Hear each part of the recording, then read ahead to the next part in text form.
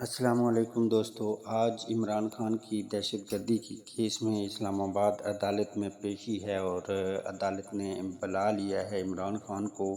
آگے اس ویڈیو میں کیا ہونے والا ہے اور 12 بجے آج کیا فیصلہ ہوگا، یہ اس ویڈیو میں دیکھیے، کیونکہ آج فیصلہ کچھ توقعات کے برعکس ہوگا۔ ہمارے ساتھ جڑے رہیے گا انشاءاللہ۔ اس ویڈیو میں اور اگلی ویڈیو میں آپ کو مزید حقیقت بتائیں گے کہ یہاں کیا ہونے جا رہا ہے۔ عمران خان کے حوصلے بلند ہیں۔